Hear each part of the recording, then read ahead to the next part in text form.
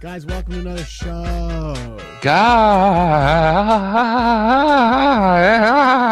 You thought it would never happen again, but here we are. I'm trying out for the new terrible opera. Well, you're going to make it.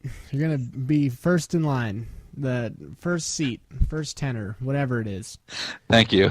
You're shoo-in. Thank you for that vote of confidence. I will never go see you. Guys, you thought it would never happen. Episode 94, if you can believe it.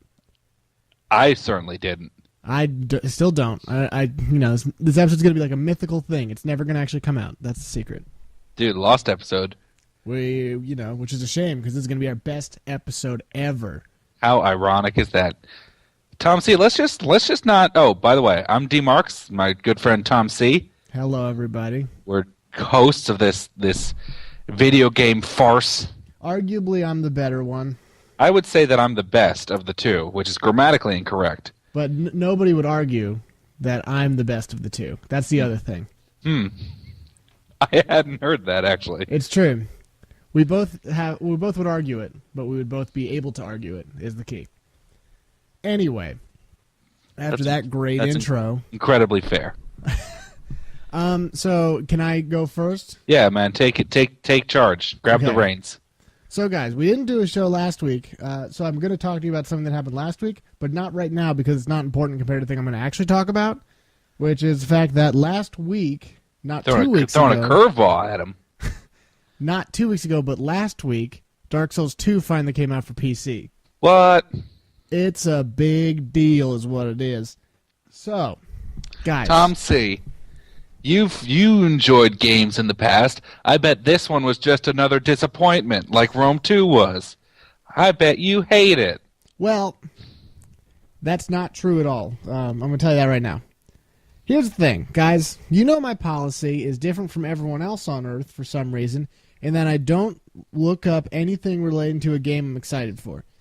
I don't look at reviews. I don't watch people play it first. I don't read about it. I don't read forums. I don't do anything.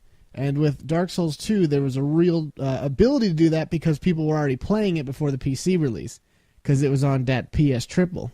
You know what I'm saying? Yeah, it was consoled. It was a consoled release. So I had to do my work to avoid all of that for as long as I could. And I very effectively did, because I had absolutely no idea what anyone thought of it, or what anyone, what happens at all in the game. And so, I was waiting for the PC release, and if you're new to PC gaming, or if you're a vet like me, you should know that when you first get a game for the PC, chances are it's going to immediately not work at all and be terrible, because it's a launch thing. Yeah. When a game first launches, it's usually needs patches, or there's some stupid glitches or whatever. It sucks really hard. But I very happily can say that's not the case with Dark Souls 2. Which I'm shocked about. No one's more shocked than I. Well, here's what I say is a benefit, is the fact that it did have a prior release. Yeah, I think on they did. consoles. I think that does help. So they were able to do a little troubleshooting, but still, that is something to be said. Yeah, because what happened was Dark Souls 1, when that came out, it was a very poor port. Everybody was like, "This is awful." But it still sold a lot because people love Dark Souls and they wanted to play it. Yeah. But this time around, FromSoft, finally got it right. They made a special point to do it right. They're like, we're not going to screw around this time. We're going to get people to do it right. Which is weird because it's a Japanese company, and that, PC releases and the Japanese can't do anything right. No. They just aren't usually high on the list of things they want to do. Because, PC market isn't huge in Japan for a number of reasons.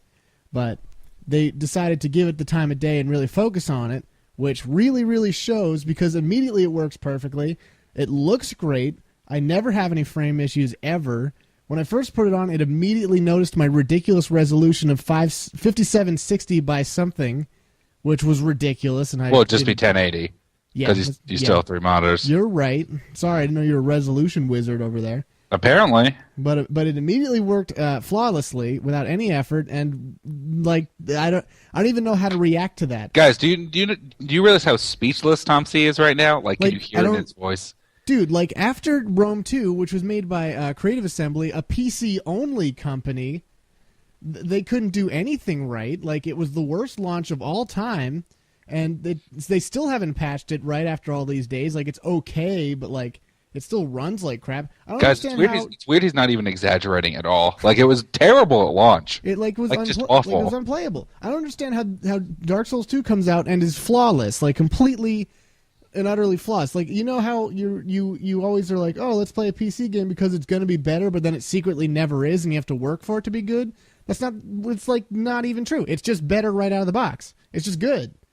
Like, And there wasn't even a box in it. There wasn't even a box. You bought it digitally, so I don't even get it. Like, all the load times are fast. It looks great. It runs smooth. I don't even understand.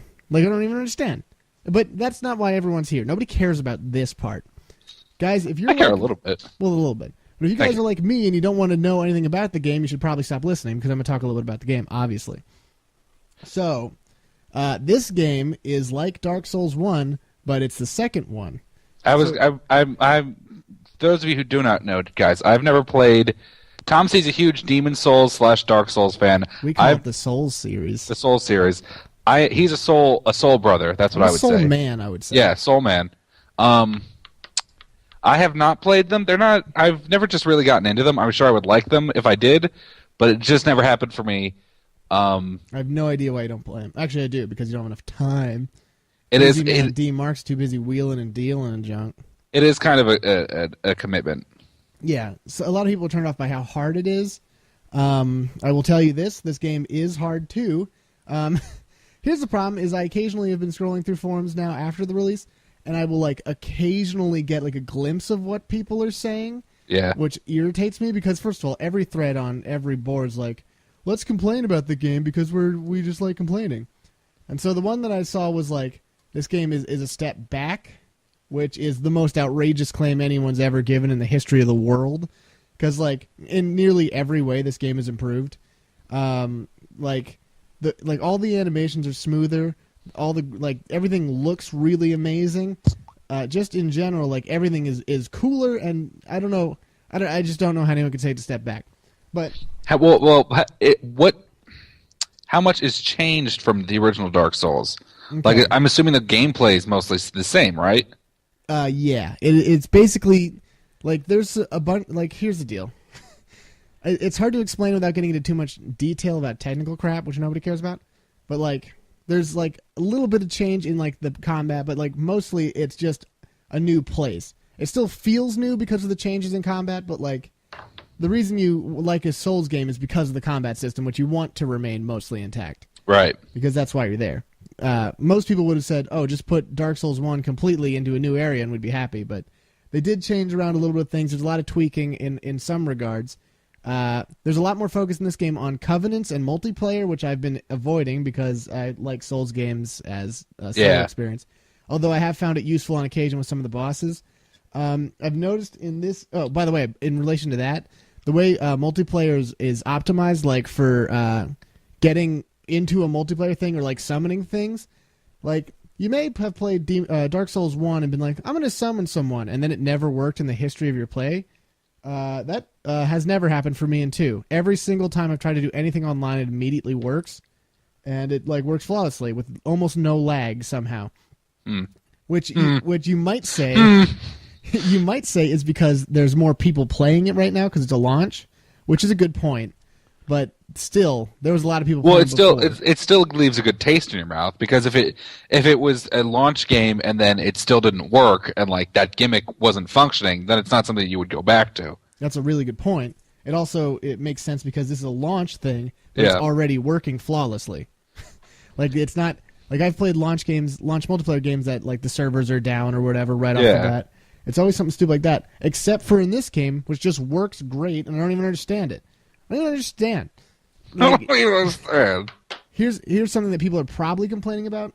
Some people might think this game is hard in a stupid way now, because Dark Souls 2 is really different in how it's hard from 1, because definitely the people who developed 2 knew how people were playing 1 and then made things to adapt to it.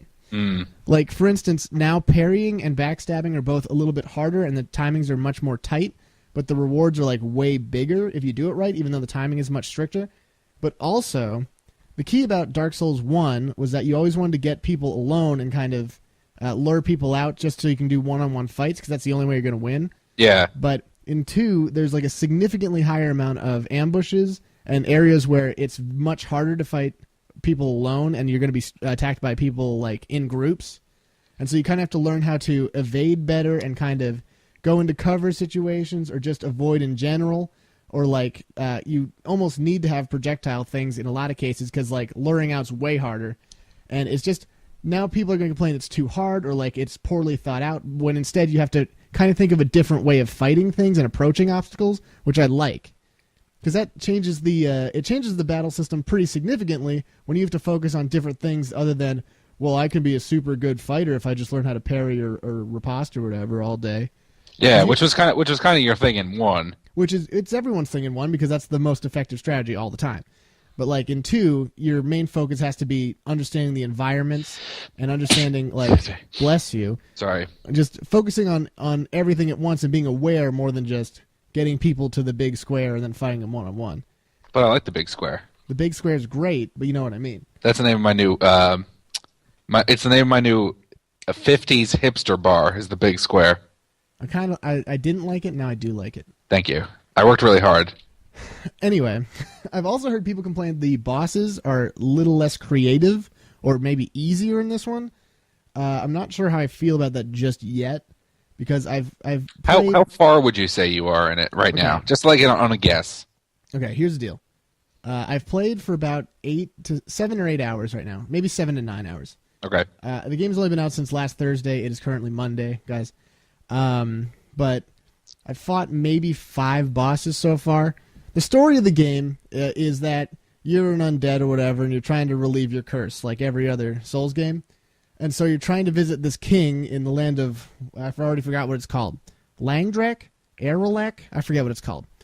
But regardless, the only thing I know is that I'm apparently looking for 4 giant souls or whatever. 4 Loco? Oh. No, sorry. They banned that now. You can't get that. Yeah, I think that's stupid. Just let people drink whatever they want. Anyway, you're looking for these 4 giant souls, and like I haven't seen one of those yet, so that's probably a good sign that I'm not that far. I ain't seen one of them souls yet. Because in the previous game, your first objective was like the halfway point, basically, and so like I haven't even gotten to the first thing I'm asking. Although that's not necessarily any indication. I would say I'm probably 25% to 40% through, but I don't know. If you guys want an exact place, I'm at the what's his name? The last sinner or whatever is the boss I'm at. It's in the Sinner's Respite or whatever. It's after the Lost Bastille. These names are all fancy. But anyway, a lot of lost things. A lot of things that are lost. Everything's lost, dude. But like, I will say the areas are much more unique now. Because like in Dark Souls 1, it was like Demon Souls. In that, like, there was a land where there's trees, and then there's, like, a castle, and then there's, like, a fire thing, and then there's, your standard fantasy. Yeah. But, like, in this one, you still have your forest or your castles or whatever. But, like, one of the areas you go to pretty early on is, like, this, like, hidden dock with a bunch of pirates and Varangians, and you're like, this is awesome. And then it is awesome. And then you end up fighting a boss on, like, a ghost pirate ship who's, like, this crazy sentinel has, like, 2 different bodies and stuff, and it's totally rad. Like, the creative aspect in the lore is all still there. Like, everything people like about Dark Souls still is totally here. And, like, the thing is, I don't know if I would say this is an improvement over Dark Souls 1, because a lot of people wouldn't even consider Dark Souls 1 an improvement over Demon Souls, because, like, all the games are kind of individual in how they feel and play. Yeah. They all kind of, like, stand on their own as individual identities, which, like... This one definitely is too, and it just feels good, and I'm glad to be playing it. It's been a really long time since I've been kind of like so into a game as I have with this. Like, this is the most...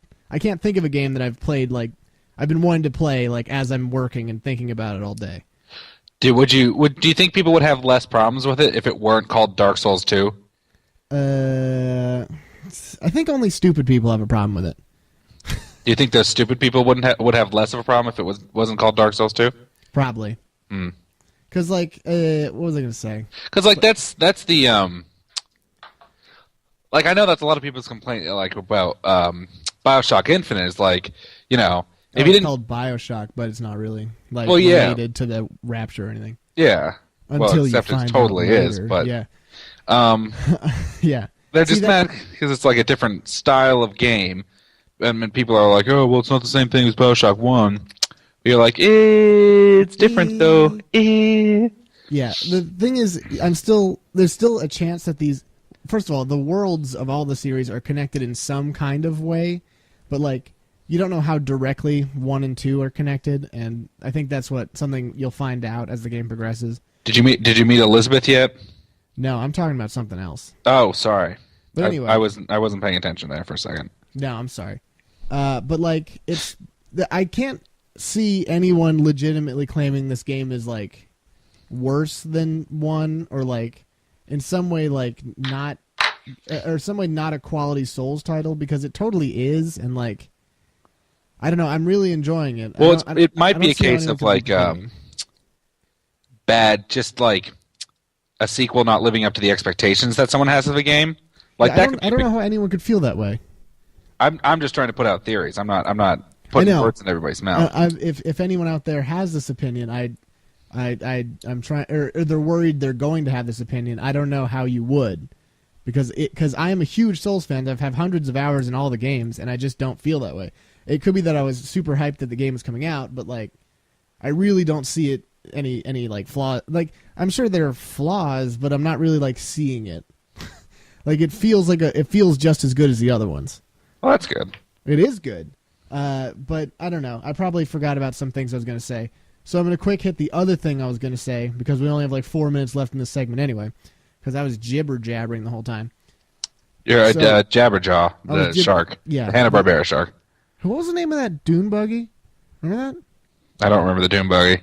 You don't remember the dune buggy? No, I'm sorry. It was another Hanna-Barbera show. It wasn't Jabberjaw. Oh. I kind of remember what you're talking about, but I don't know. I still don't know the name. Sorry. Anyway, I left the whole crowd down there. 2 weeks ago, we didn't do a show because I was sick, right? Yes. And so, guys, when I'm sick, it means I'm going to sit in my bed and play games all day, because that's what I do anyway. He's not even going to lie down. He's too sick. That's true. He's going to sit in his bed. But guys, you may recall in my top 5 games of the year last year, I put Fire Emblem really high up there, even though I only had maybe 10 hours in it.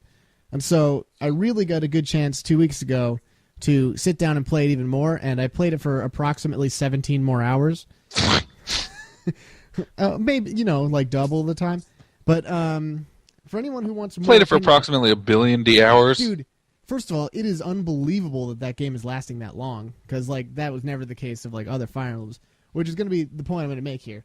Is that so Fire Emblem Awakening is what I'm talking about. Obviously super good, because I told you before it was good, and you guys should be listening to me. But here's my This will be on the test. Here's a refined opinion: is that it's really, really good, but also the flaws. It's not a perfect game like 7 was. 7, also known as Fire Emblem: The Sacred Stones in America, and it's not because it suffers the same thing that 8 had. Wait, yeah, I was right. Oh, actually, or whatever. Yeah. Don't doubt yourself. You're too far in. No, just keep going. I'm messing the subtitles. I don't remember what the subtitles was. But anyway, yeah, it suffers the same problem 8 had, which is that you can go to shops whenever you want, and you don't have to just progress linear through the story. In 7, you had a linear story, and you had to kind of conserve your weapons and your stuff, and you had to like think more strategically about your items, because you'd be lucky if you found a shop that sold things. But in Awakening, you can just go anytime you want to a store and just buy stuff and buy like equipment for all your stuff, for all your people. You're never going to run out of vulneraries or like magic for anybody. And so like what ends up happening, in addition, you also get like way too many people in your party. In 7, it was a big deal if people died, because you were going to have like 30, like maybe 20 max. But in Awakening, you seriously have like 60 or something people. Like, you're always running into like 3 new party members every single level. And you're just like, oh, I have like 65 magicians here. Oh no, Billy the new guy died. All right, whatever. Well, of course he died. He was only level 1. Dude, but like, what was he thinking? Like, because that's the thing is like they even give you like more levels to fight on. Like, they give you random encounters if you choose to accept them. Like, just for like fun battles that aren't story battles. And like, so you can end up leveling up a bunch of characters, even ones that won't see the light of day. Like right now I have advanced class people just sitting in the barracks at home while all my other strong dudes go out and fight, because like I just have too many people who I want to use, and I have no reason to continue leveling people who are already advanced. Dude, that's the problem. That was a big complaint I had about Mass Effect 2. Was that the character roster was just too big. Yeah. Like because you were like, especially once you found a really good core team, you'd be like, "Hello, Shepard. I'm Thane. I just got here in the second act of the story," and I'm like, "You're psionic. I don't really need you. I already kind of have Jack." Yeah, just on the team. Imagine that, but times 20. Like the only class which I have not gotten like quadruples of is archers. I had one archer who died, and now I don't have any more archers. Like that's it. But as far as magicians are concerned, I have 45 magicians. I have like 6 generals. I have like 38 Pegasus Knights that I never want, and all these people are unique characters with their own like supports and all their. Well, you should tell them why there are so many characters. Oh, so the whole thing about this game is there's a time travel element. You don't actually travel through time, but people from the future show up in your from the playthrough. future. And so the way that characters exist is through support convos, where you eventually can get characters married to each other, like as a part of the thing. Which is neat. So it is neat. And so, like, if you have, let's say, Muriel and let's see, who's the other person? If you had Muriel and the tactician both get married, which I did. The tactician is the main character, guys. It's the avatar of you. Yeah. Sort of the thing. The main character might be considered Crom if you were super lame. But anyway. Well, whatever. So at that point, you would then have access to 3 new characters. You'd have access to to one of the sons to your son, the avatar's daughter, and then you'd have access to Muriel's daughter or son, whatever it chooses to be, because it can be both somehow.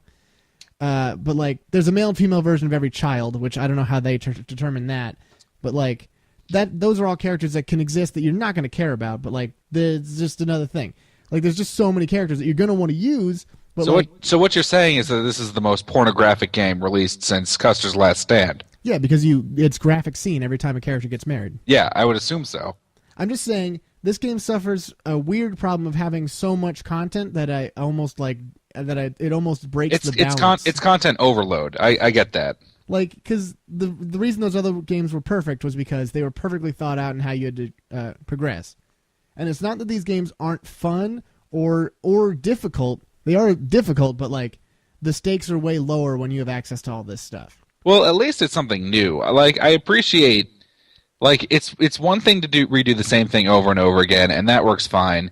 Obviously, Dynasty Warriors is a good example of this, but like, I do appreciate when people at least try to change elements, even if it doesn't necessarily work. Yeah, because you might not see the babies coming back any other time in any other Fire Emblem game, but like, at least you could look at this one and be like, "Oh, this one was cool," because you could get little children. No, and I'm to fight your wars for you. That's what this game is about, right? Child soldiers? Basically, it's weird that every one of your kids wants to become a crazy warrior. But like, anyway, I'm just gonna say that it's certainly. I'm just surprised you always have 3 kids. It's not always 3. It's like often at least 2 though. But it's certainly a really, really good game and an excellent Fire Emblem title. I'm not gonna give you any crap. I just wanted to say that if Fire Emblem 7 was a 10, this game's probably a 9.5. That's all I'm saying. 9.9. Guys, I'm sorry I chatted your ear off. We had a lot to talk about. It's true, and we got more to talk about on the next half of the episode. We'll see you then. See ya then.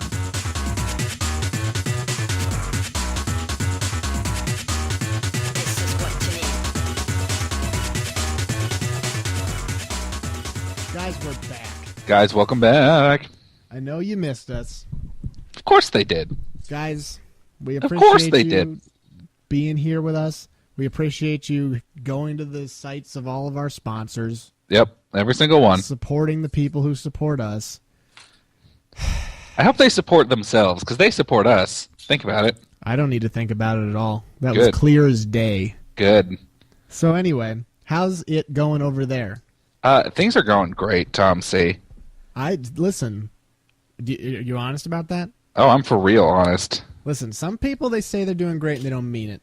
No, I know, and I'm normally one of those guys. I wish you wouldn't be, I'm telling you. I know. But I knew that. I knew you were a filthy liar, and that's why this is even more special. But today I'm doing Gert. I'm glad to hear it. Did you eat a big muffin or something? No, I ate a Gert. What's a Gert? A yogurt. Oh, I think like a Go-Gurt. No. Do you ever eat Go-Gurt? Dude, who needs it? Is regular yogurt that inconvenient? Well, it's to get kids, because kids love tubes. That's why they brush their teeth so often. I don't understand the logic there. Because, like, we're kids like, I love yogurt, but it's too inconvenient. Well, to be fair, it is like, it's not an on-the-go snack. I could probably eat. Well, dude, it's individually wrapped. If they just attached a spoon to it, it'd be an on-the-go thing. That's true. But kids like novelty things too, because they're stupid. Yeah, I guess. But here's the deal: if I call something a yogurt tube, you're not assuming a good thing there. No, you're right. Hold on, I can think of like 10 slangs for this that is exactly what a Go-Gurt is, but sounds bad. If I said yogurt pocket, it sounds bad. Yogurt sack. Yogurt sack is bad. I know that we're hitting this Go-Gurt thing right in the prime of its popularity, but... Yeah. We got to talk about Dunkaroos next. Listen, Dunkaroos have never gone out of style. I would eat them today if I had some. Dude, we when we were at Mitzvah, they had like green tea Dunkaroos. Okay, why didn't we buy those?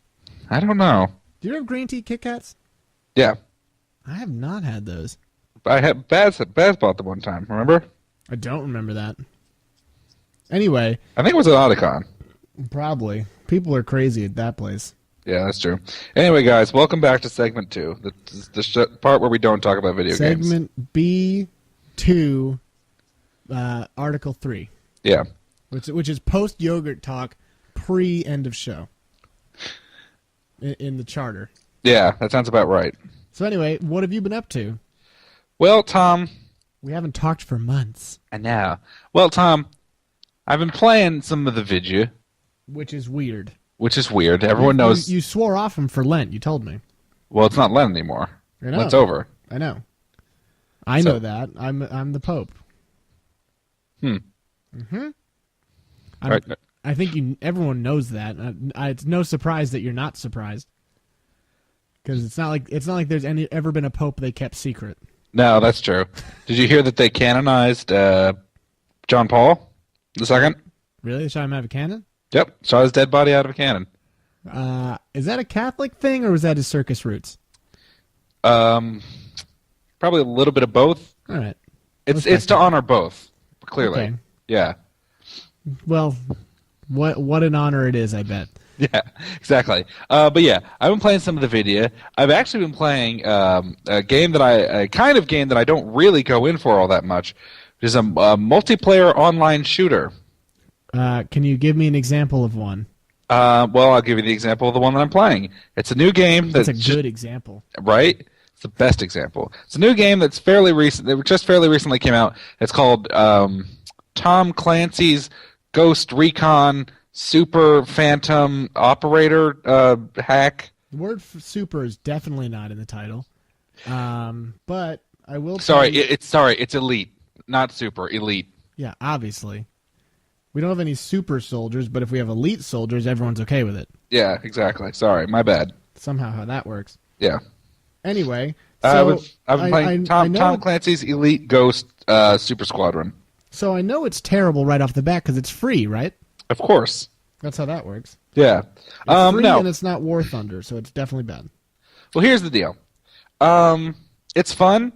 I haven't really played too many free-to-play games, actually. This is the only one I really have gone in for. I insist you play War Thunder. I really do want to play War Thunder, because I kind of forgot that it existed until you reminded me about it the other day.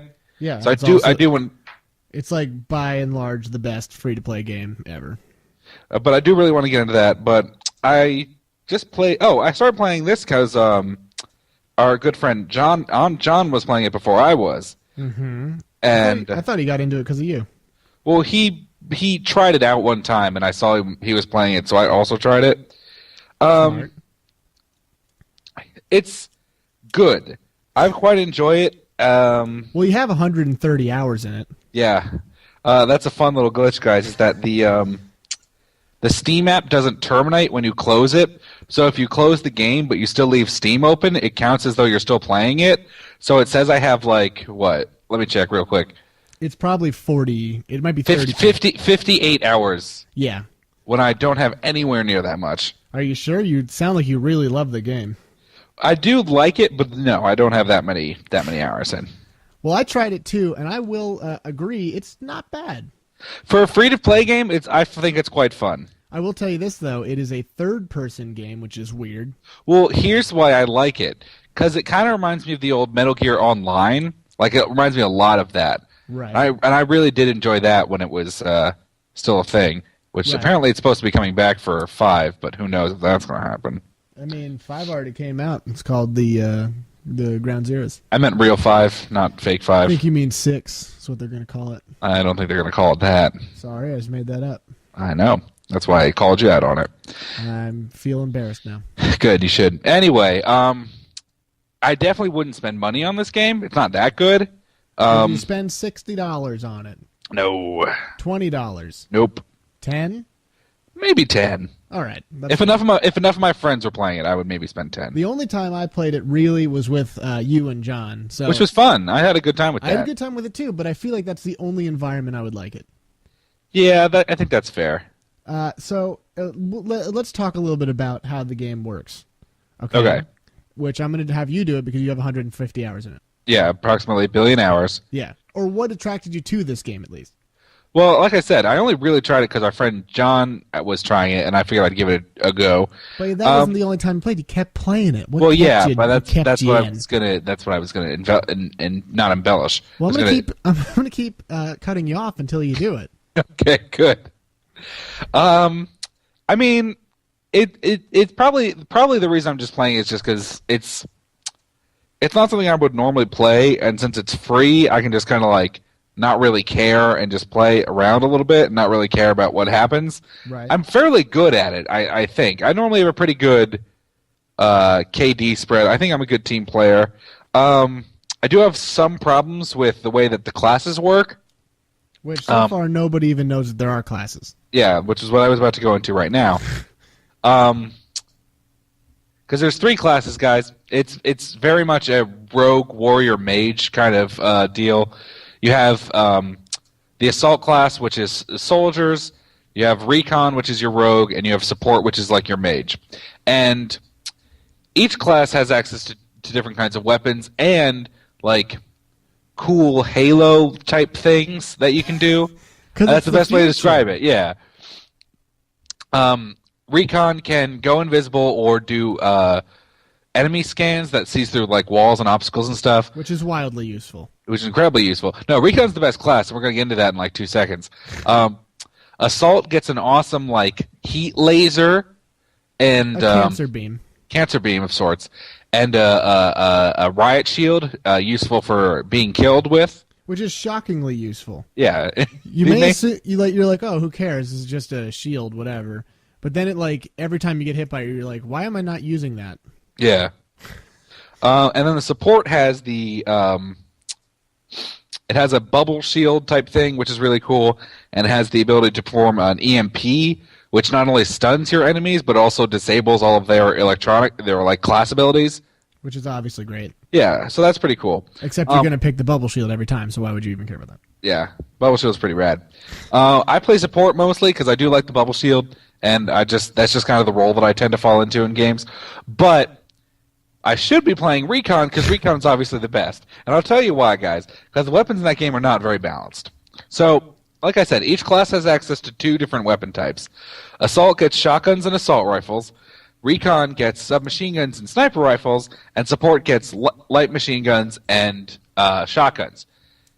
Submachine guns and shotguns are way, way too good in this game. Like, way too good. I think it's that the other weapons aren't good enough.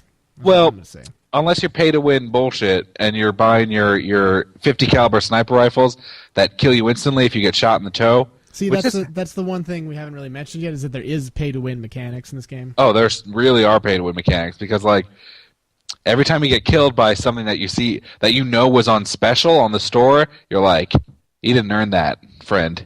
You're a piece of shit. You just got here. I've been here all day. Yeah. So it can be very frustrating at times because you're like, wow, that guy totally wouldn't have killed me if he wasn't using a superior weapon. Because like some of the weapons later on, they're like literally 2-hit kills, and that's on like an assault rifle, which you would hope has a few more bullets. But the real crap is that submachine guns are every bit as strong as assault rifles and shoot and ready way faster. Yeah, when I played as the Recon for most of the time, and the MP5 they get was the only weapon you ever needed. Yeah, like there's no reason to not use it. Like it just puts out over the sniper rifle. And like one of the reasons why it's so good is because it shoots so fast and it gets bullets out really quick. And you're like, oh, well, also the LMG should be good at that.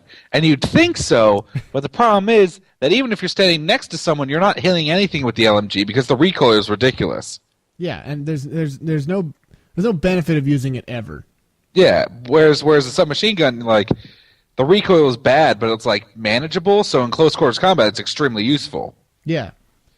But light machine guns aren't accurate at range, and they aren't accurate up close, and they're only fairly accurate at medium range, therefore making them worthy of an entire class. Additionally, they don't do nearly enough damage, like, over the submachine gun. Yeah. Like, you would always choose the submachine gun because the submachine gun shoots faster. The Shooter McGee gun. Like, the damage increase of a submachine gun and LMG is so negligible, despite the fact that people you are shooting at are probably wearing bulletproof vests. Yeah. Well, I made the joke that, like, the two most powerful weapons in the game, shotguns and submachine guns, are firing the only kind of ammunition that modern body armor is actually rated to stop. Like, it can't stop. Like, modern body armor doesn't do too great against, like, rifle shots, but against pistol caliber ammunition and buckshot, it's pretty effective. Yeah. So but you wouldn't know it by playing this game. Yeah. Shotguns are way too accurate and way too good. I have a real problem with that as well. But I just don't, because the problem is, if you took away some of that, well, it's like I always say, if something in a game is too good, you shouldn't fix it by taking what's too good down. You should fix it by making everything else up to that level, because that's what makes it fun. Yeah. Like, if shotguns killed instantly in close quarters, that'd be fine if, like, the LMG was awesome at, like, suppressing entire rooms, which it isn't really, because they don't, for the most part, they don't do enough damage where you can keep people pinned down. Yeah. Like, the problem right now is there's no good reason to pick the assault class, unless you like their equipment, which you might. Yeah. Like, the assault rifles are in no way better than a submachine gun.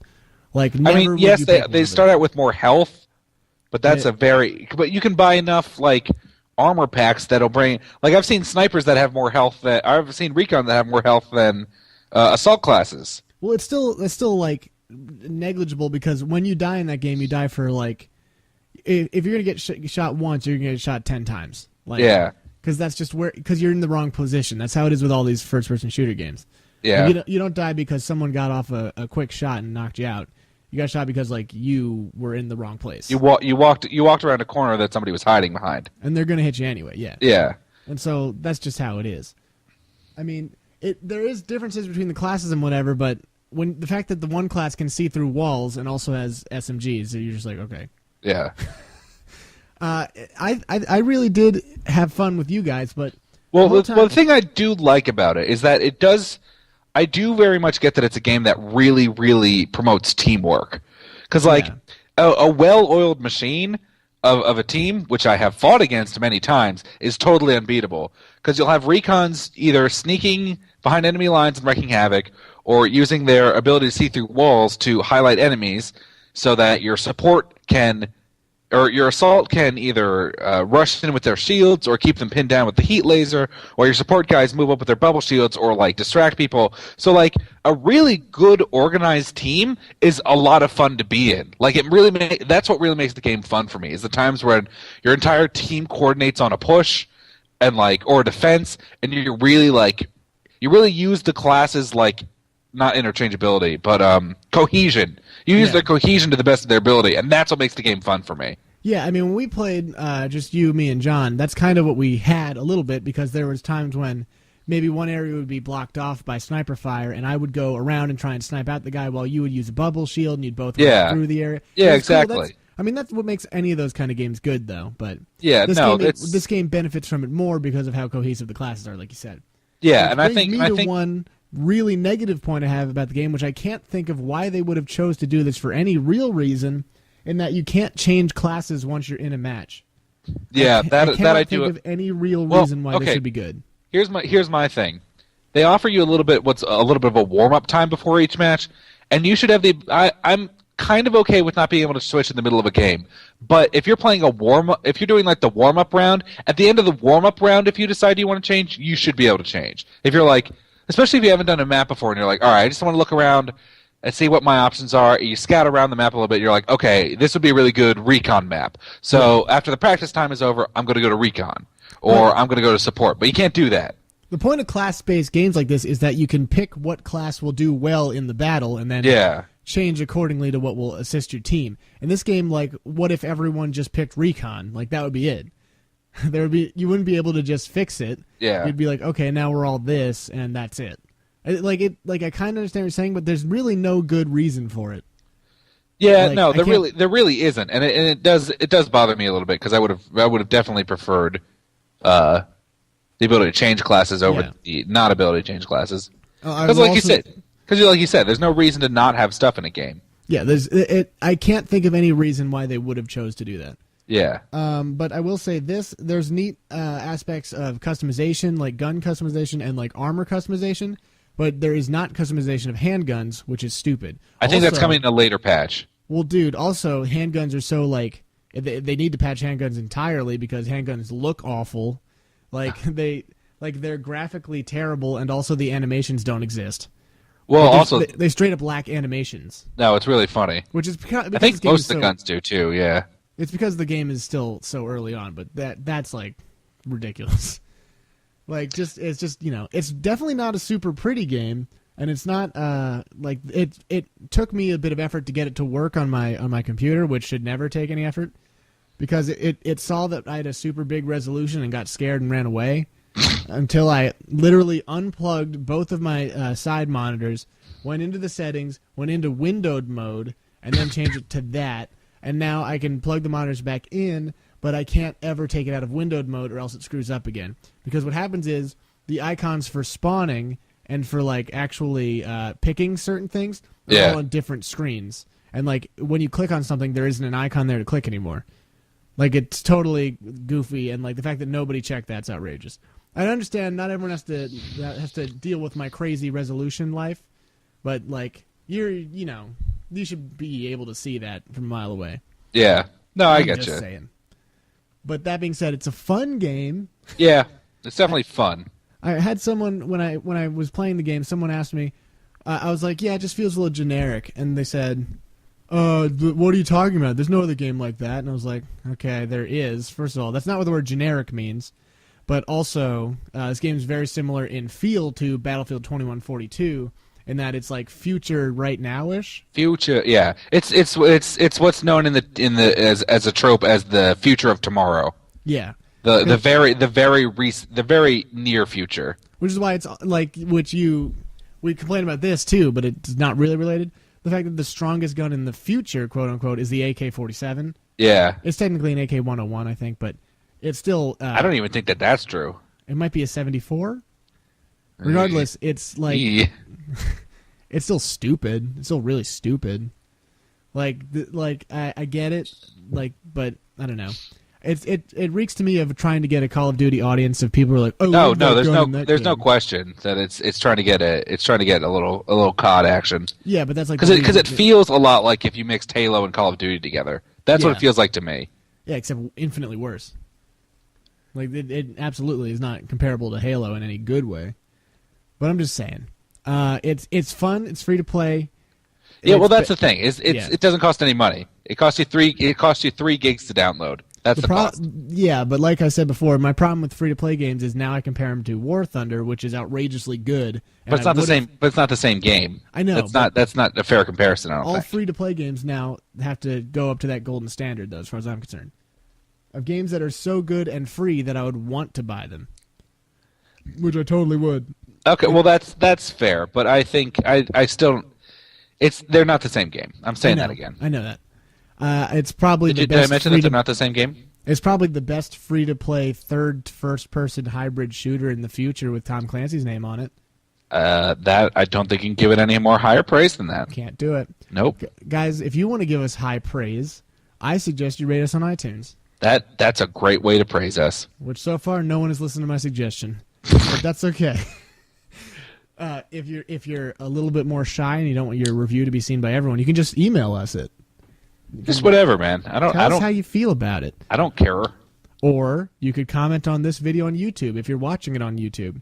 Which you might be. I would also like to point out that this will be the first week that we'll have our new logo on iTunes and on Instacast if you use that. Also, probably on the video on YouTube will be our new logo. Logo. Made by our excellent assistant who doesn't listen to this show, so she will not be mentioned by name. I think that's fair. But she did a super good job on it. Her name is Ildi. She does a lot of stuff for us. And I'm super proud of that new logo, and I'm glad everyone gets to see it. It's really cool. We should sell T-shirts of it because I would wear it. It would be my own face on a T-shirt. And You'd wear anything on a T-shirt. That's 100% true. You'd wear a T-shirt that says "I would wear anything on a T-shirt." If you gave me the T-shirt. How meta is that, right, guys? Not very meta, I would say. I'd say it's incredibly meta. Great job. I have a feeling that we're going to find something really meta in this following thing that we're about to do. Wait, which thing is that again? The thing I forgot what it's called. We call it Speed Reviews. Tom, this is the top 10 games featuring Luigi. It's kind of meta. Number 10, Super Mario Galaxy. Super Mario Galaxy is a game where Mario's to create new galaxies because he's a big bang, and as far as Nintendo is concerned, he's like the god and the Jesus. Anyway, 10 out of 10. New Super Luigi U. I'm Luigi? This is the best game ever. I'm so excited. 10 out of 10. Number 8, Luigi's Mansion Dark Moon. Luigi's Mansion Dark Moon is Luigi and Final Fantasy and Kingdom Hearts mixed together for the most emo Luigi adventure ever. Can he slit his wrist? You know he can. 10 out of 10. Paper Mario, the 1,000-Year Door. Well, of course it's going to take him 1,000 years to open that door. He's made out of paper. I mean, that just seems obvious. Yeah, right? I mean, it's all right game. It's a 5 out of 10. Number 6, Super Smash Bros. Brawl. Super Smash Bros. Brawl is our cartoon pals beat it up, but here's the thing, is I don't like this game because it promotes violence to women. They should make Peach and that other lady character invincible because they're ladies and I'm a feminist or something. It gets a 0 out of 10 for that reason. Mario and Luigi Dream Teams. Looks like it's that same series that Bowser's Inside Story was in, and I like Bowser's Story a lot more than this game, so Bowser's Inside Story gets a 10 out of 10. Number 4, Super Mario Brothers, or just regular Mario Brothers. Mario Brothers is the prequel to Super Mario Brothers, and it's before you have any power-ups, so you run around as tiny Mario jumping on turtles. But instead of jumping on them, you befriend them and sell them in your turtle shop, which will get you a small profit over the course of several years. It's 6 out of 10. Super Paper Mario. Super Paper Mario is a sequel to the Mario with a 1,000-Year Door because he got such rippling biceps from opening all them doors that he's a superhero now.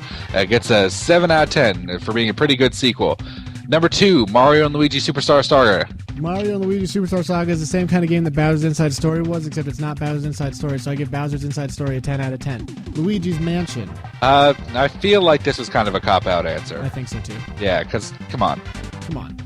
Come on. I get this list a 0 out of 10. Guys, we did it. Again. We did it. I can't wait to see you next week.